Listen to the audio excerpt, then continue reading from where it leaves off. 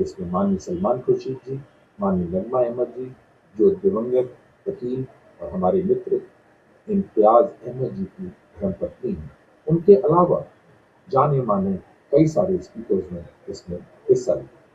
फिर वो कहते हैं हर चिड़िया पेट शॉप पे हर हफ्ते उसका मेडिकल चेकअप होना चाहिए।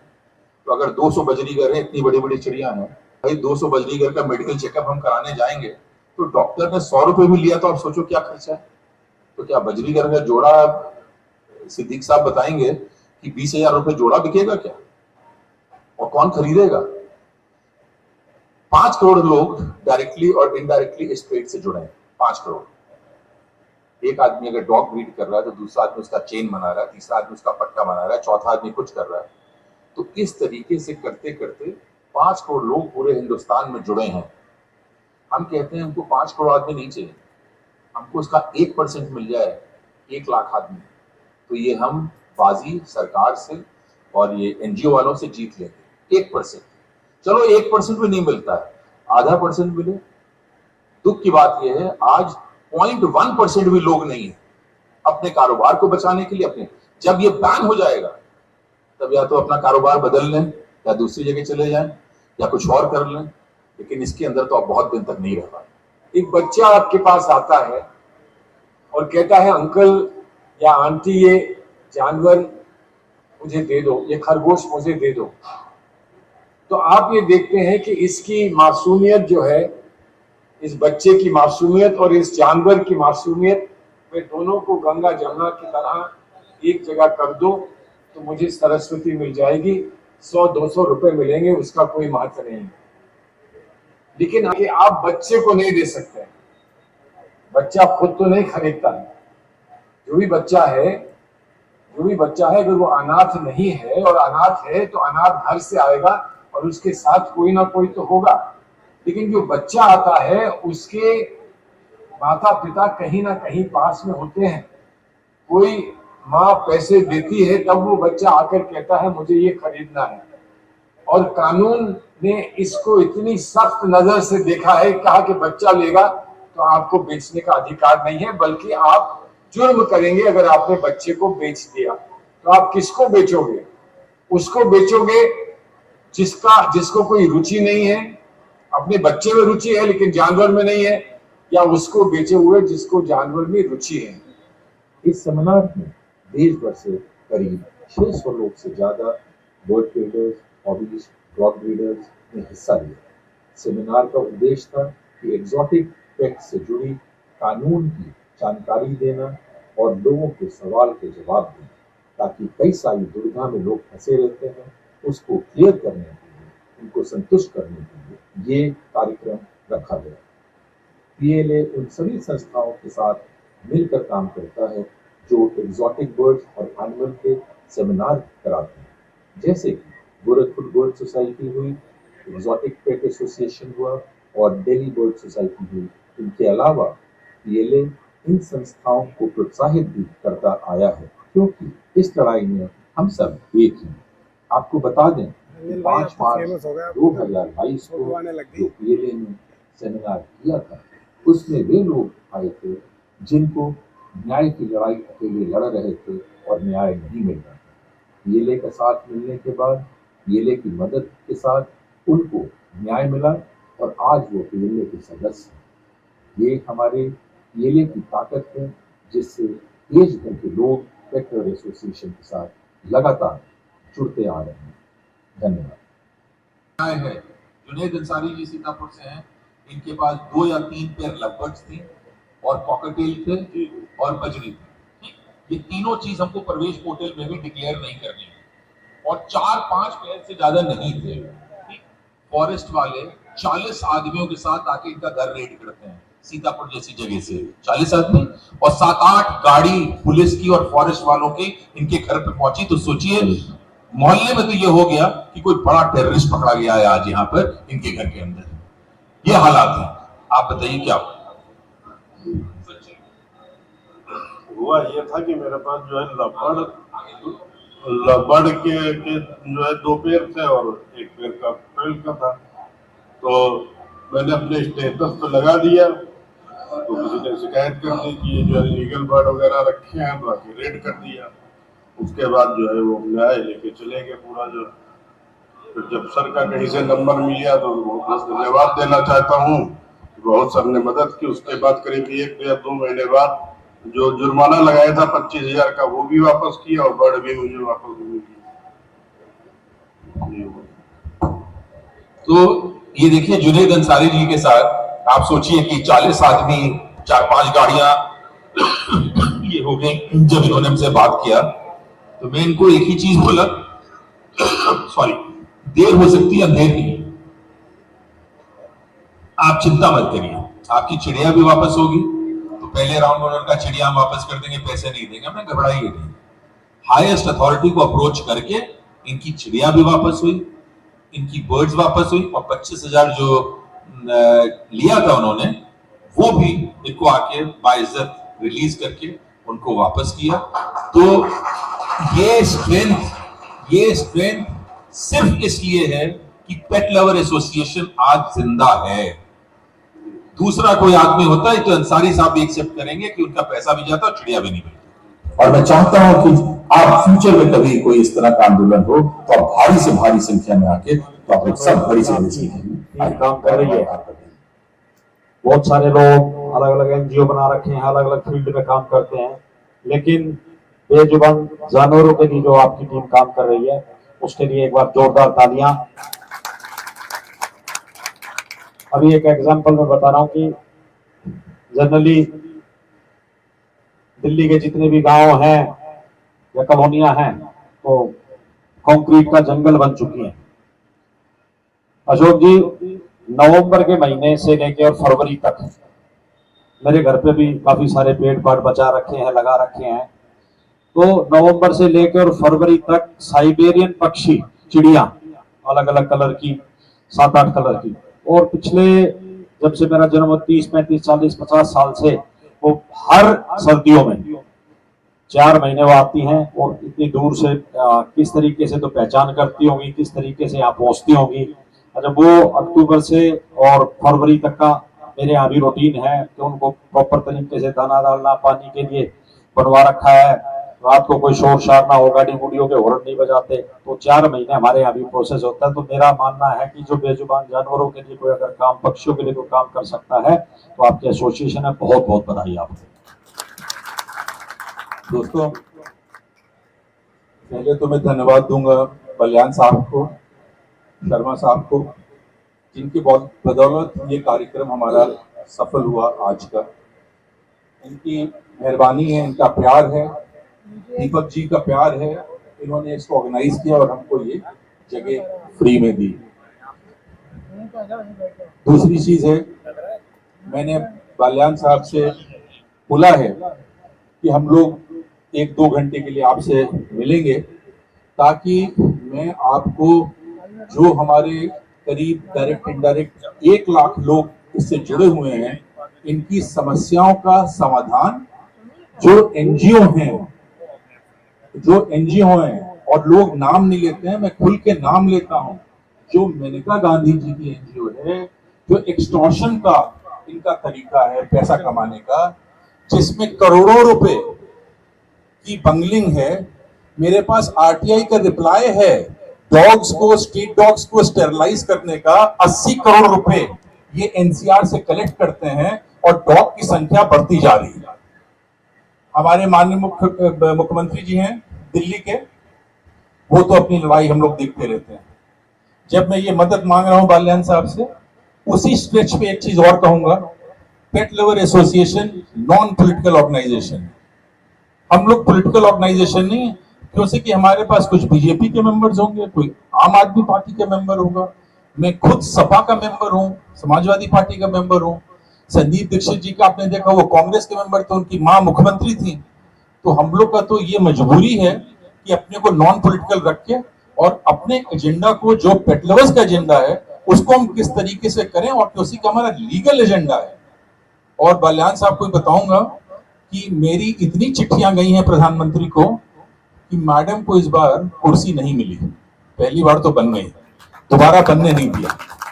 ठीक, मैं खुद वेल कनेक्टेड हूं और मैं आप सबसे कहता हूं, आप काम ठीक करोगे, आपका दिल साफ रहेगा, तो कोई लड़ाई ऐसी नहीं है जिसको आप मुकम्मल हासिल ना कर पाओ। तो मैं बाल्यान सर से अलग से मिलके अपनी समस्याओं के बारे में बात करेंगे, ताकि हमारे उसमें और कुछ ऐसा हुआ कि जब हमारा धरना प्रदर्शन था उस टाइम सोमनाथ भारती जी हम लोग के साथ थे और उन्होंने हमारे सम्मेलन में किया। और आज अच्छी चीज ये है कि बाल्यान साहब आके भी हम लोग का उत्साह बढ़ाया है, मैं शुक्रगुजार हूँ। तो with permission and also with exception कि बाल्यान साहब इज अ पॉलिटिकल लीडर, उनके 10 कार्यक्रम होंगे, तो मैं उनको रोक नहीं रहा हूं, मैं बुरा भी नहीं मानूंगा। उनको जब जाना हो जा सकते हैं, किसी हमारा कार्यक्रम तो 2:30-3 बजे तक चलेगा। सो ये उनका, जब तक वो बैठना चाहेंगे वो बैठेंगे, जब सर आप जाना चाहेंगे तो आप चले जाइएगा। तकल्लुफ मत करिएगा कि बोल रहे मैं कैसे जाऊं, है ना। मैं समझता हूं, मैं मजबूरी समझता हूं कि क्या क्या दिक्कत है। और ये मजबूरी ऐसी है कि अगर मैं कैबिनेट रैंक के साथ, मंत्री के साथ, पेट्रोलियम मंत्रालय में, रेल मंत्रालय में, टेलीकम्युनिकेशन मिनिस्ट्री में, वाटर रिसोर्सेज मिनिस्ट्री में, गवर्नमेंट ऑफ इंडिया खुद नहीं रहता, तो शायद आइए परमिशन मैं सर को नहीं देता कि आप जा सकते हैं। तो मेरे को मजबूरी और मेरे को उसका एहसास है, इसके लिए बोलता हूँ। Coming back to a topic दोस्तों, अपना संघर्ष वो वीडियो लेवल एसोसिएशन का था पिछले 14-15 साल से। हमारे पास चारा क्या था? जब इन ड्रैकोनियन लॉज को रोकने का हमारे पास चांस था, वो हमने खो दिया। हमारी तो जितनी ताकत थी, जो भी 3-4 हजार आदमी थे, पुतला फूका, धरना प्रदर्शन किया, 4,000 आदमी जंतर मंतर पे रहे। वहां पे डीसीपी का, एसएचओ का फोन आया कि साहब ये मंत्री हैं कैबिनेट में, आप इनका पुतला नहीं फूक सकते हैं, मैं अरेस्ट कर लूंगा। हमने कहा भाई 2 ही 4 आदमी को तो करोगे ना, मेरे को सबसे पहले कर लेना। लेकिन मैडम का पुतला उनके 50 गज दूर घर के सामने हमने फूका और मैंने कहा मेरे को जेल भेजना तो जेल भेज दो, काम तो हम करेंगे। मैं किसी को बद्दुआ नहीं देता हूं। आपने देखा हाय हाय अनिल माधव जो कि एनवायरमेंट मिनिस्टर थे, मैंने उनको बद्दुआ नहीं दी, लेकिन कहीं ना कहीं गरीबों ने बद्दुआ दी। 2 महीने में इस दुनिया से चले गए। जब हमारा प्रदेश हुआ उसके 2 महीने बाद वो दुनिया में नहीं रहे। एक इंसान को हमारी बद्दुआ भी नहीं लगती है, पता नहीं क्यों, वो चलती जा रही है, चलती जा रही है। लेकिन चलिए, हम लोगों का वो भी बचाना आएगा। हमारा काम है ये 5 करोड़ लोग जो इस व्यवसाय से जुड़े हैं, ये अनाथ ना हो जाएं, ये बेरोजगार ना हो जाएं। सरकार का तो एजेंडा पता है, 26% अनएम्प्लॉयमेंट रेट है। एम्प्लॉयमेंट आप दे नहीं सकते हो। मैं अपना काम करूंगा तो उसको करने भी नहीं दोगे। आपने पशु रखने के लिए, पक्षी रखने के लिए, जो कि परमिटेड है अंडर द लॉ, ऐसा बना दिया है जैसे कि कोई आदमी कट्टा या बम बेच रहा है। ये देश का दुर्भाग्य है कि अगर लोग ऊंची कुर्सियों पर बैठे हुए कानून बनाते हैं और हम लोग की बिना बात सुने हुए बनाते हैं। मैं बलियान साहब का अटेंशन बोलूंगा, एक हमारा पेट शॉप रूल आया है, मेरी राय साहब से भी बात हुई थी सब्जेक्ट के ऊपर, मंत्री हैं गोपाल राय जी। आप सोचो, उसमें बोलते हैं कि क्रॉस वेंटिलेशन होना चाहिए। तो साहब मेरे को तो आज तक ऐसी दुकान नहीं दिखी पीडीए की बनी हुई या दिल्ली में बनी हुई जिसके अंदर क्रॉस वेंटिलेशन हो। उसमें रूल में है कि 24 घंटा दाना पानी आपके कुत्ते के और चिड़िया को होना चाहिए। हमारे बेदी साहब बैठे, उनसे पूछे क्या 24 घंटे वो अपनी पपी के सामने खाना रखे रहते हैं रॉयल कैनाइन का, या उसको मॉर्निंग इवनिंग आफ्टरनून में देते हैं। दूसरा रूल है कि या तो आप अपनी चिड़ियों को घर ले जाइए, जानवरों को घर ले जाइए दुकान भरने के पहले, और अगर आप शटर डाउन कर रहे हैं तो एक आदमी को रखिए। तो साहब उस आदमी को हम रखेंगे तो उसके साथ क्रुएल्टी करें क्या? उसके लिए फिर बाथरूम बनाइए, उसके लिए कोई किचन बनाइए। क्या कोई म्युनिसिपल कॉर्पोरेशन की दुकान या संस्था किसी भी एमसीडी की या एनडीएमसी की ये परमिशन देगा कि दुकान के अंदर साहब हम बाथरूम बना लिया, किचन बना लिया, एक आदमी को रख दिया? और अगर हम चिड़ियों को लेके जा रहे हैं तो साहब उनको रखेंगे कहां? हमने तो दुकान बनाई है इसी के लिए, हम लेके जाएंगे कहां? और कहां कहां भटकेंगे गली गली, उसको कहां कहां इन्फेक्शन के लिए अपना वो करेंगे। एक रूल और इन्होंने बना दिया साहब, थोप दिया, बना क्या दिया, थोप दिया। ये एक बजरीगर और फिंच चिड़िया है जो कि इतनी बड़ी होती है, उनका प्राइस जो है करीब 150-200 रुपए का है। उसको आप हर महीने चेकअप कराएंगे वेटनरी डॉक्टर से।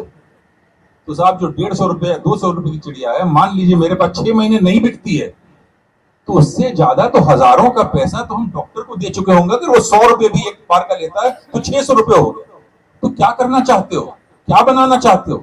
क्या पूरे हिंदुस्तान के अंदर और सरकार के अंदर क्या हमारे पास कोई भी वेटनरी डॉक्टर ऐसा है जो कि एवियन वेट्स रखता हो? एवियन वेट है, चिड़ियों का डॉक्टर है, मुर्गी का डॉक्टर आपको मिल जाएगा, मकाऊ देखने वाला, कॉकटू देखने वाला, अफ्रीकन ग्रे देखने वाला, उनकी डिजीज डिफाइन करने वाला इंडिया के अंदर मुश्किल से होंगे तो 10 आदमी होंगे।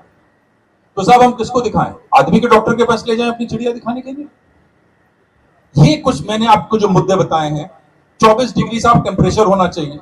सरकार ने बंद कर दिया कि आप जनरेटर नहीं लगा सकते हो मार्केट प्लेस में। तो साहब 24 डिग्री हम करेंगे तब जब तक सरकार हमको बिजली देगी। अगर सरकार ने हमको बिजली नहीं दी तो हम 24 डिग्री मेंटेन कैसे करेंगे?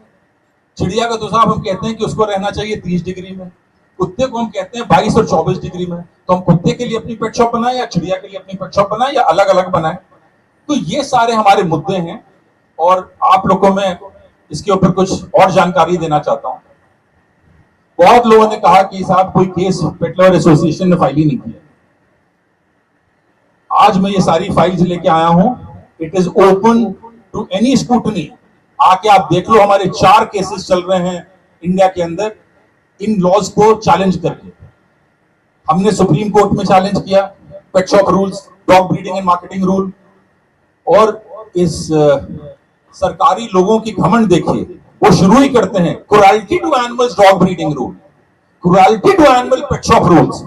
तो क्या जितने हम लोग अपने पैसे से चिड़िया, कुत्ते, बिल्ली खरीदते हैं, हम लोग क्रुएल्टी करने के लिए खरीदते हैं? उनको मारने के लिए खरीदते हैं?